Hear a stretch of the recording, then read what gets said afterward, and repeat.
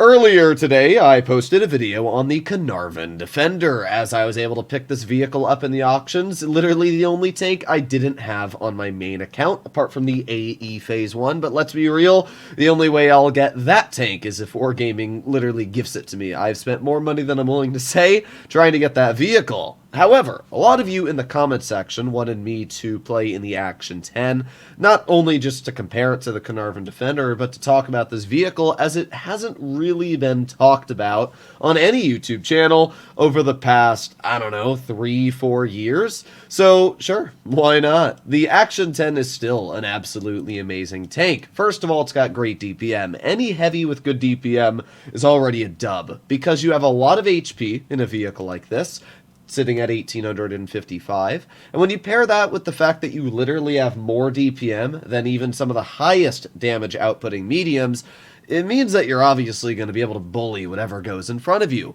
But it gets better because this vehicle has fantastic aiming time at only 2.5 seconds, and because it's such a small caliber gun, it also has great dispersion at 0.29. And I'm not running refined gun. This is just 0.29 base. So the vehicle's got great DPM, great dispersion, and it's not even that bad on its damage per shot at 190. The HE is also pretty nasty at 250. Because this is a British-style vehicle, it's got 10 degrees of gun depression, and it's actually pretty mobile at a top speed of 36 with a power to weight of 17.1. The only real disappointing factor about the Action 10 is that it only reverses at 12, which definitely can make it a bit awkward in certain situations. But overall, the vehicle is honestly fantastic. The only problem with the Action 10 is now the Carnarvon exists on the tech tree, and the Carnarvon's got a lot of advantages over this vehicle. While it may not have the hull armor advantage, it definitely has turret armor, I would say, over this vehicle, and mostly the gun is better on the Carnarvon, sitting at 3000 DPM now. So it's kind of back and forth whether I'd choose this or the Carnarvon on the tech tree. I'd probably have to go side by side and look at the armor profiles to really decide and take a look at the guns. I would say, though, that this vehicle does have a slightly better gun if you're looking for accuracy, and the armor is better overall on this vehicle due to the increased sides, due to the fact that it has spaced armor on the turret. But I would say that overall, if you just want hull-down armor, the Carnarvon is a better tank, and when you pair that with the fact that it has better DPM, it definitely can do a just nastier job at cutting through opponents. So let's see what we can do up against us. We got a Defender, we've got a Barask, and okay, I'm not seeing too much else. Let's just push on up. Bonk, easy shot into the Barask. What are you gonna do? Yeah, that's what I thought. Alright, I do have support on both sides, but unfortunately that's not gonna stop me apparently from getting shot in the side by an HE shell and another HE shell. I don't even know what's shooting me.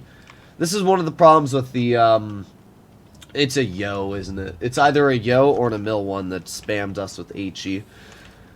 Oh well, there's literally nothing you can do about, it's definitely the Emil, because we can see the Yo off to the side. But there's literally nothing you can do about that. That's just classic, I'm a noob, and I'm going to spam HE and camp at the back of the map maneuver. Well, we get a nice shell at least into the T-28 Defender. That Emil is still most likely camping in the back bush. So I'm just going to chill here. Let's see, we do have the Yo off to the side. And wow, that actually hit and penned. Very, very surprising. Yep, there it is. How would I have guessed? But we can definitely see how the accuracy on this vehicle is incredible. I mean, we haven't missed a shell yet, and that's obviously insane. There's not a lot of heavies that you can play in that will easily just go exactly where you aim, and it allows this tank to be so enjoyable when you use it. Alright, let's see. We got the Defender. There you go. Another bounce from his vehicle. T-28's probably going to get shot at. Aw, unfortunate. Didn't even scratch them. Well, that's fine. We're going to put on our adrenaline. We're going to get 1 bonk, 2 bonks into the enemy. And now we're just going to drive over the ridge, because I have a feeling the T-28 Defender has dumped his clip. There you go. Another nice bonk. He gets shot again by my teammate. Now I'm just going to push him. But yes, it seems my assumption of him dumping his clip was indeed very, very true. All we need to do now is load 1 shell right into his turret cheek, and you're gone. All they have is 2 vehicles left, the Barask and the Emil 1. And we still have 1400 health left, so this is going to be a very, very easy situation to deal with. I like it, this Emil is just penning us without even aiming. Like, what is that pen? Oh, well. It's fine. We still should very easily be able to clear him, especially with this player just losing all of his HP to the enemy T-28. Alright, bro. Your fun is over. It is my turn to have my way with you. Yes, goodbye. Alright, and all that's left is the Barask, who's running away at Mach 9. Too bad we hit him easily on the move. And look at that, we did over 3,000 damage and got a super easy win. This is a great example to showcase why the Action 10 will always be an incredible vehicle. A lot of people act like it has kind of fallen off, and it really just hasn't. When you have this much DPM, and this much accuracy, paired with a decent chunk of armor, it's literally a super conch in tier 8. How can you not like that? So there you go, easily top on the team. We bonked everybody, and yeah, that was a very, very easy first game. You know, the problem with people camping like that in Mil 1 is when they deal top damage because they've sat at the back of the map with their heavy, it makes them think that they're actually playing the game right, when in reality they're obviously playing it completely wrong. And because of this, people tend to camp a lot more commonly when they sit at the back, because you'll do better if you camp, obviously, in a heavy, but you're going to screw your team over every single time. So your damage might be higher than the average 40%er that, you know, pushes in aggressive, but your win rate might actually be lower. And it's a weird cycle. Either way, let's see. We've got not a lot of heavies here, only 2 tier 7s. What do they have? Okay, well, they don't have any tier 8 heavies, although they do have a Jagdtiger 8.8, which I would classify as a heavy, so we'll see. I'm actually going to go right in. We got the IS-2 1945, and I'm going to ram him full speed. Yeah, that wasn't a good one for you, IS-2. We got a nice 200 damage ram into his vehicle, and this is obviously where having that super duper high DPM makes this an absolute menace. I mean, did you see that? He's already dead.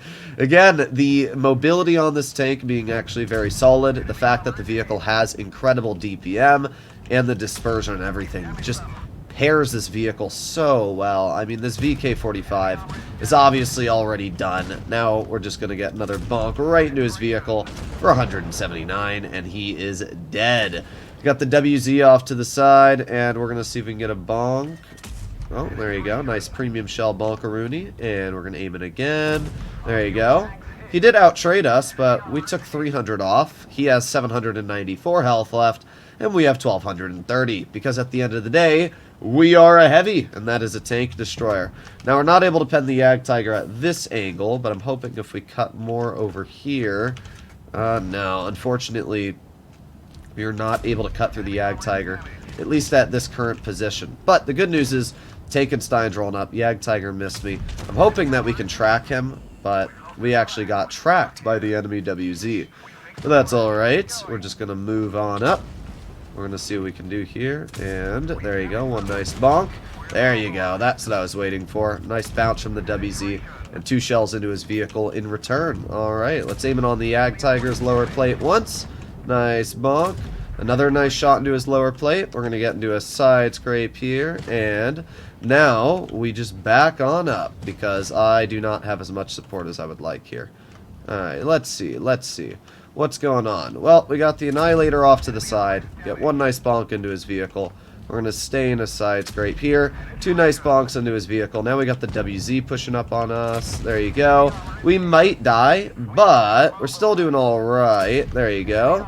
Nice shot into you. We're just going to move on up. Nice. Unfortunately, that one bounces, and we're probably dead here. Yeah, we do end up dying, but that's fine, because the Annihilator finishes him off. One thing that you will notice is a very common occurrence with this vehicle, just like the Super Conch, is the massive track wheels constantly getting in your way. You notice that probably for... what, 3 or 4 of those shots that I received, I was tracked. Are you going to shoot a knife? Oh my god, he loads HE. What an absolute ape. As we can see, somehow our team managed to throw this game. We did 3,986 damage. We also blocked a decent chunk at 1,450. But, yeah, I mean, when you get a team like that, what are you going to do? The Action 10 itself is a fantastic vehicle. With DPM, armor, mobility, it has everything. I would say the Carnarvon is very comparable if you want a tech tree vehicle, but it definitely does not have that spaced armor on the sides that you really want for holding and bouncing shells. I personally love the Action 10. It's basically a Super Conqueror, but better down at tier 8. And what's there not to like about this tank? It's usually cheap when it comes out, and it's just a super solid vehicle. Plus, I don't really think it's that hard to deal with if you actually know how to play the game, so it's not a necessarily toxic tank either. Let me know in the comments down below what you think about the Carnarvon Action 10, but I would highly recommend, if you own it, to try it out sometime, and if you don't own it, keep an eye out for it. I'll see you all in the next one. Bye-bye.